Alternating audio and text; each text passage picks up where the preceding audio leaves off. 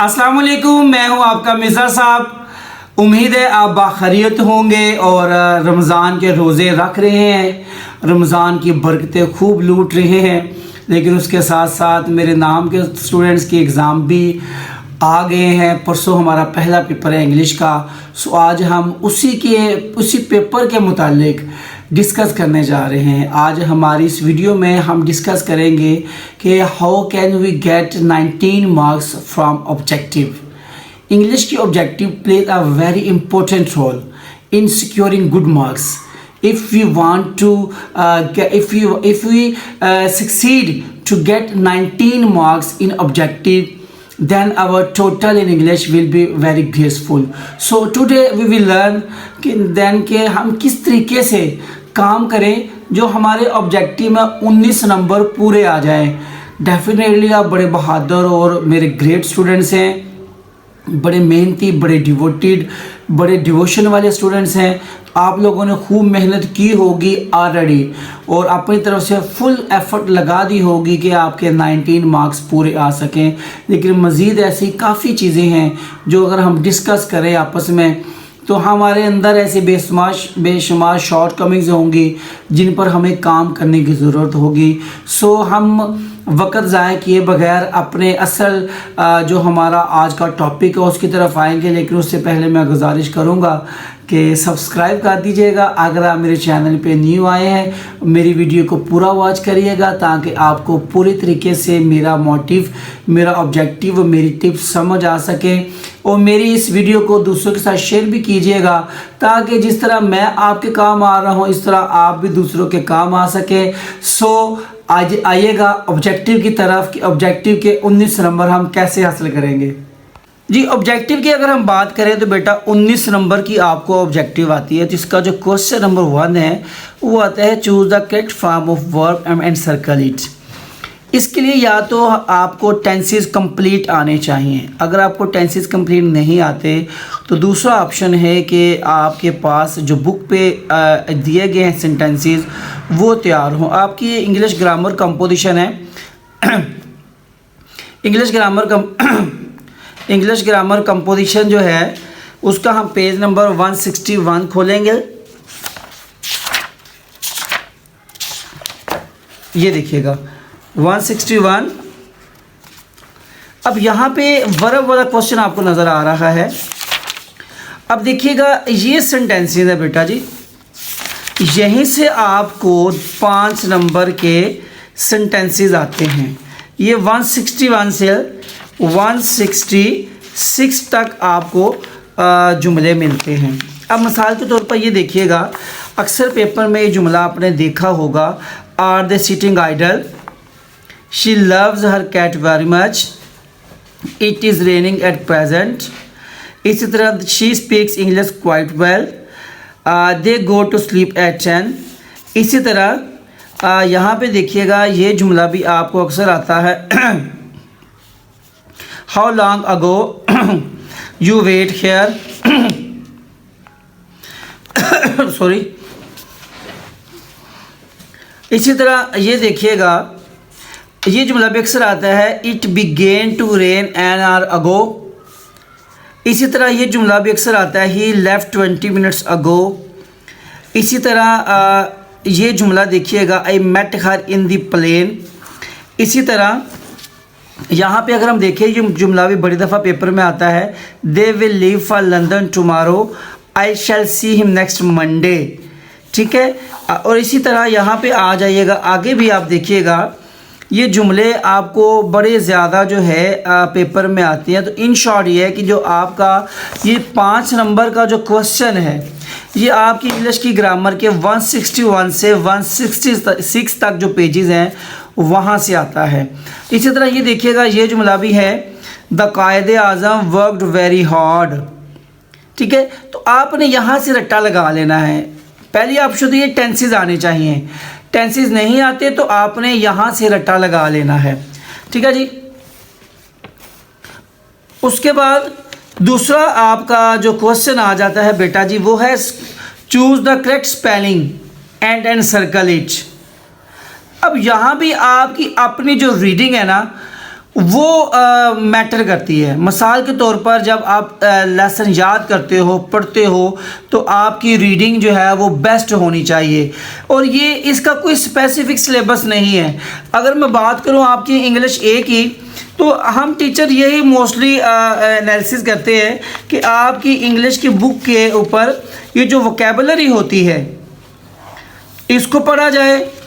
उसके बाद ये ग्लॉसरी जो है, ये आप देख रहे हैं, ये ग्लॉसरी को पढ़ा जाए, तो यहाँ से जो है ना वो वर्ड आपके स्पेलिंग वाले आ सकते हैं।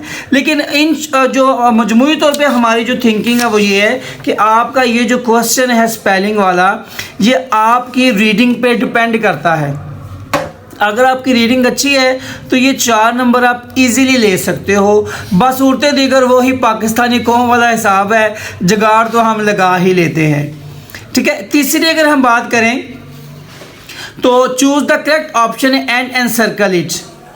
इसका स्पेसिफिक सिलेबस मौजूद है हमारी किताब के अंदर, वो मैं आपको दिखाना चाहूँगा। आप अपनी इंग्लिश ए की बुक निकालिएगा और सबसे पहले आपने क्या करना है, आपकी जो रिव्यूज़ हैं हर 4 चैप्टर के बाद, ये देखिएगा रिव्यू यूनिट 1 to 4, आपने इस रिव्यू में आ जाना है और ये देखिएगा it was so delicate situation, she remain steadfast, vindictive, ये बड़ा इंपॉर्टेंट का वर्ड है, अक्सर पेपर में आता है। इसी तरह ये geared up, eloquence, devotion means, ये जो क्वेश्चन है ये आपका यूनिट सवाल नंबर 3 में आता है। उसके बाद आ जाए आप यूनिट नंबर 8 के बाद, तो यहाँ भी आप देख रहे हैं 5 to 8 जो आपका रिव्यू है उसकी यहाँ पे मरूजी आपको नज़र आ रही है, यहाँ से करें। उसके बाद आ जाए आप एंड पर थर्ड रिव्यू के अंदर। थर्ड रिव्यू में जब आप आएंगे तो आपको उसमें भी यही चीज़ें मिलेंगी, जैसे the opposite of satisfied is dissatisfied, insatisfied, whatever the answer is, choose the correct spelling, which of the following mean the same as gradually. So 4 number का आपका जो पेपर है यहाँ से आएगा। इसके अलावा आपकी हर चैप्टर की एक्सरसाइजेज को देख लें, जैसे ये चैप्टर की एक्सरसाइज में भी MCQ दिए हुए हैं। उसके अलावा यहाँ पे आ जाएं तो आपको नज़र आएगा कि आपकी बुक की एक्सरसाइजेज में भी MCQ दिए हैं या नहीं दिए। आप अपनी सारी बुक को एक्सप्लोर करेंगे और जहाँ पे भी आपको मरूजी नज़र आएगी आप वहाँ से मरूजी करेंगे। इसके अलावा भी ये जो क्वेश्चन नंबर आपका 3 है ना ऑब्जेक्टिव का, ये एक्सरसाइजेज के अलावा भी आ सकता है। वो अपने पास एक वर्ड दे सकता है पेपर सेटर। मिसाल के तौर पर वो कहता है फेयर, फेयर मीन्स क्या है, विजडम माना क्या है, वो अपने पास से कोई भी एक वर्ड दे देगा और बोलेगा मिसाल के तौर पर विजडम मीन्स, नीचे वो आपको 4 ऑप्शन दे देगा।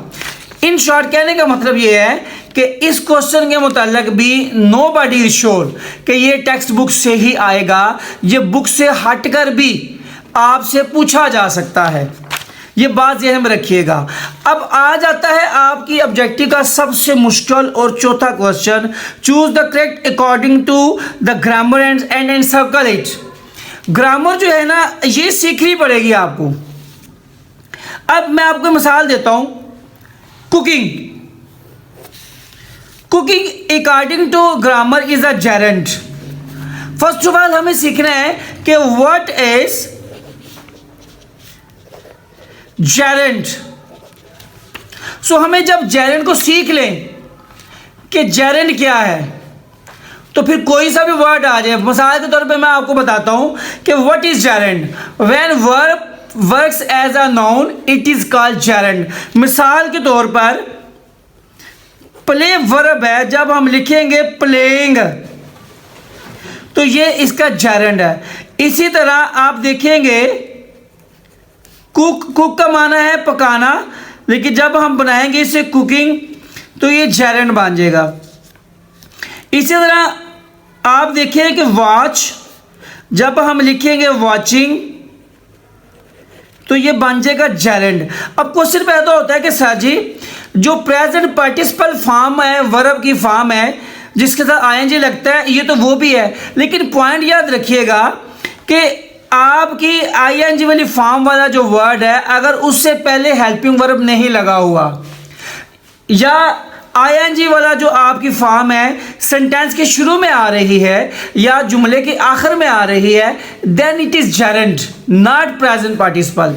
तो आपने ये करना है कि आप जैसे ये देखिएगा, how beautiful this scene is this. अब ये एक्सक्लेमेटरी सेंटेंस है, ये एक्सक्लेमेटरी सेंटेंस है। अब ये एक्सक्लेमेटरी सेंटेंस वो कोई भी दे सकता है।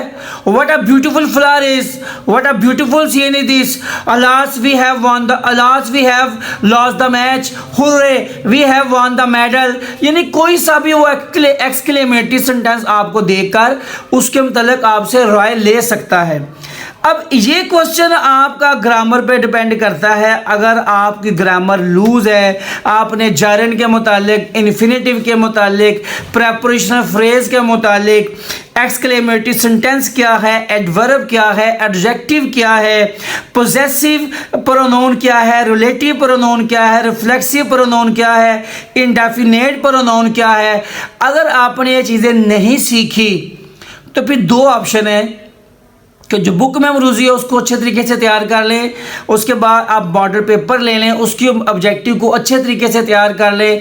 अगर वही सेम टू सेम आपकी ऑब्जेक्टिव आ जाती है तो आप देख लेंगे कि आप उसमें 5 नंबर ले सकते हैं। अगर आप को टेंसेस नहीं आते तो फिर दूसरा ऑप्शन ये है कि आपकी किस्मत है और आपका जुगाड़ है। यानी कि ये जो 5 नंबर हैं ये मोस्टली स्टूडेंट जो है नंबर ख़राब कर आते हैं अगर आपकी बुक से ना आए। ये एक डिटेल तरीका था ऑब्जेक्टिव को तैयार करने का। I assure you, I advise you, if you work on 19 marks तो it will be very easy to get 60% marks in English. If a student fails to get 19 marks in objective, we will not be able to get maximum marks in English. So my dear students, I really advise you, I want to see you to work on objective. आप लोगों से गुजारिश है कि objective इस तरीके से आप तैयार करें कि आपकी बुक आपके पास है, आपकी ग्रामर आपके पास है, आप इन दोनों बुक्स को कंसल्ट करें, मॉडल पेपर को कंसल्ट करें, आपके स्कूल्स के अंदर जो क्वेश्चन पेपर्स आपको दिए गए उनको कंसल्ट करें, तो इंशाअल्लाह ताला ऑब्जेक्टिव हो जाएगी। और आखिर में मैं फिर दुआ गो हूँ कि अल्लाह ताला आपको, आप लोगों की मेहनत का फल ज़रूर अता फरमाए।